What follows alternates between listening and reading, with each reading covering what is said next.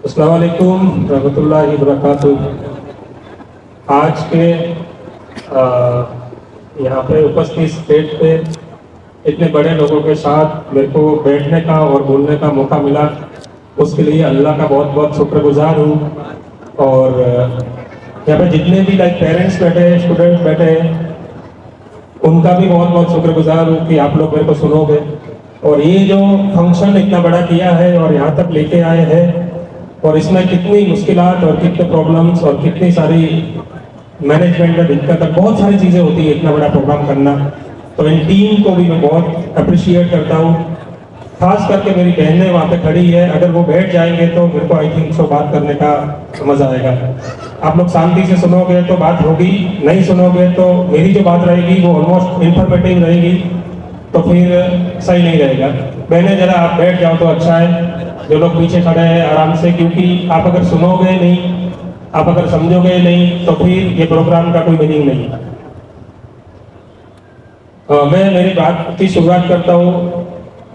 Almost हम लोग 18 से 19 साल में मेडिकल एजुकेशन में वर्क करते हैं। मेडिकल एजुकेशन में स्पेशली यानी बच्चों को एडमिशन दिलाना, करियर काउंसलिंग करना, बच्चे जो मिसगाइड होते हैं वहाँ से उनको, लाइक बहुत सारे बच्चे डिप्रेशन में चले जाते हैं मेडिकल फील्ड में, वहाँ से उनको बाहर निकालना, बाहर निकाल के उनको मोटिवेशन करना, उनको अप्रिशिएट करना। अगर कोई बच्चे ऐसे होते हैं कि जो थोड़े कुछ मार्क्स के यहाँ पे इंडिया में रह जाते हैं, मेडिकल फील्ड में जाना चाहते हैं, मेडिकल नहीं मिलता, बजट का इश्यू होता है, फाइनेंशियल स्ट्रॉन्ग नहीं होते, मार्क्स बहुत अच्छे होते हैं, मेरिट बहुत अच्छा होता है, तो उनको आउट ऑफ इंडिया में उनको शिफ्ट करना, आउट ऑफ इंडिया में उनको एडमिशन दिलाना, like Russia, Georgia, Kazakhstan, Kyrgyzstan, Bangladesh, Nepal, Vietnam जैसी कंट्रीज में। अगर कोई बच्चे हैं कि जिन्होंने बायोलॉजी बैकग्राउंड से नहीं है और जिसको इंजीनियर बनना है, प्रोफेशन में जाना है, अच्छे प्रोफेशन में जाना है, फॉरेन पढ़ने के लिए जाना है, तो उसको लाइक G5 कंट्री हो गया, G7 कंट्री हो गया, UK, USA, Canada, Australia, New Zealand वगैरह ये कंट्री में सीट होना हो तो उनको सपोर्ट करते हैं। तो मेरी संस्था का नाम है making doctor organization and we are doing and best. सबसे ज़्यादा लास्ट 5 साल से एवरी ईयर 400 से ज़्यादा बच्चे हमारे यहाँ से मेडिकल करने के लिए आउट ऑफ इंडिया जाते हैं। उसमें से 50% मुस्लिम स्टूडेंट होते हैं गुजरात के। आप शाहनाम दाड़ीमिड़ा के देखोगे तो मेरे 20 ऐसे डॉक्टर बन रहे हैं कि जिसके 10th में 50 से 60% था। उनका कैपेसिटी नहीं था कि ये बच्चा डॉक्टर बनेगा, और उसके बाद उन्होंने हिम्मत लेके साइंस ले लिया एंड देन आफ्टर नीट का क्रैक कर लिया और अभी आज डॉक्टर बन रहे हैं। और दाड़ीमिड़ा में PND कॉलोनी की बच्चियां डॉक्टर बन के आ गई और अभी प्रैक्टिस भी कर रही है। मैंने देखा है हमारी जो कम्युनिटी है उसमें बहुत काबिलियत है, बहुत कुछ कर सकते हैं, बहुत आगे जा सकते हैं, बट एक ही चीज की कमी है, वो सबसे बड़ी चीज है, और वो है सही गाइडेंस नहीं मिलना, सही डायरेक्शन ना मिलना। उसकी वजह से बच्चे क्या करते हैं, 10th पढ़ लेते हैं, 12th पढ़ लेते हैं, टॉपर बच्चे होते हैं, इतने उनके परसेंटेज होते हैं बाकी बच्चों के हो ही नहीं सकते।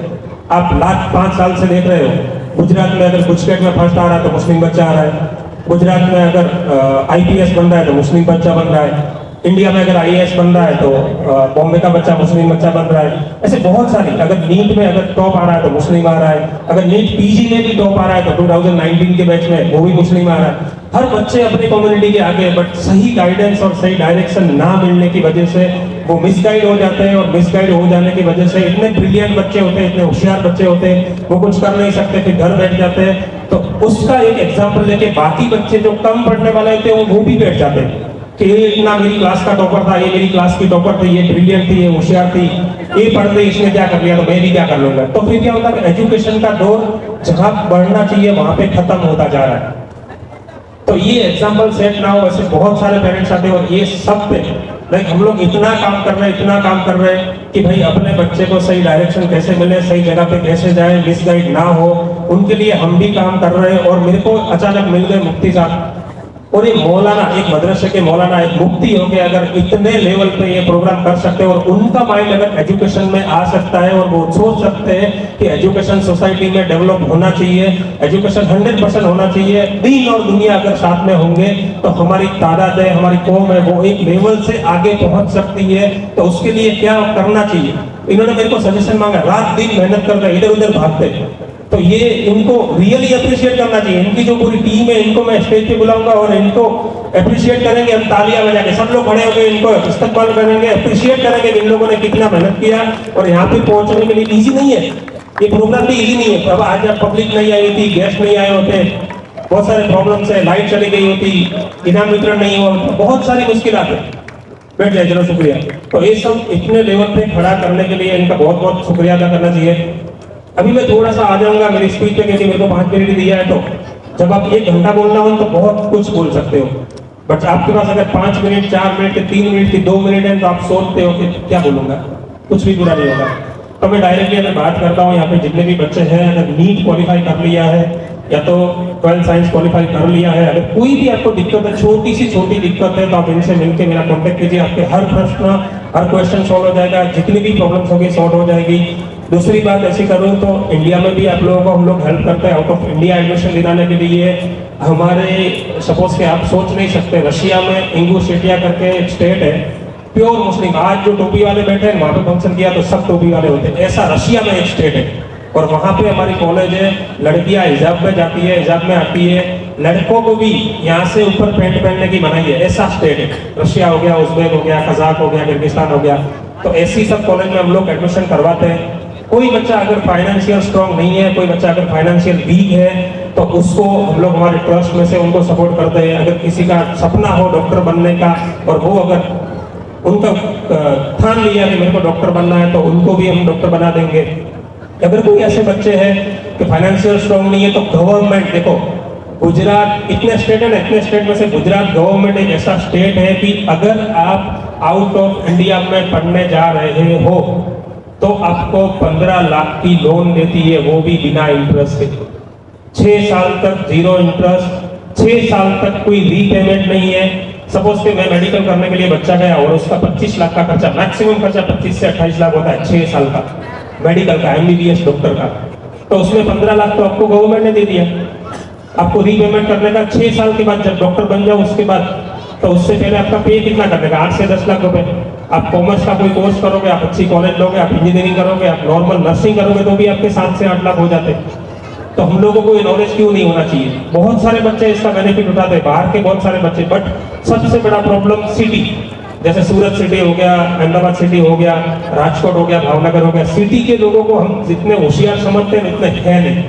सबसे ज्यादा एक चीज का अगर बेनिफिट उठाते हैं तो छोटे गांव के बच्चे, उनको हर चीज पता होती है, क्योंकि उनका प्रॉब्लम नहीं है। वो लोग है ना, अगर कोई गाइडेंस दे रहा है, अगर कोई समझदार इंसान है, अगर कोई गाइडेंस देने वाला इंसान है, अगर कोई ट्यूशन के ऐसे अच्छे टीचर्स है, उनके पीछे पड़े रहते, सर मेरे को बताओ मेरे को क्या करना चाहिए। पेरेंट्स भी टाइम निकाल रहे, सर मेरे बच्चे को क्या करना चाहिए, सर मेरे बच्चे को क्या करवाओ, 10 लोगों से पूछते, 10 लोगों के पास गाइडेंस लेने जाते, यानी हर तरह से लोगों के हाथ पकड़ते। और हमारा कैसा है, सुबह 10 बजे उठने का, 9 बजे उठने का, आराम से इधर उधर घूमने का, 2-4 घंटा हो गया, पेरेंट्स भी थोड़े ध्यान नहीं देते। बट ये चीज आप है ना, मैं शॉर्ट में अगर बोलूँ तो देखो, यहाँ पे कोई इतना सारा भाषण में आपको बोल भी नहीं पाएगा, आपको याद भी नहीं रहेगा, आपको पता भी नहीं होगा।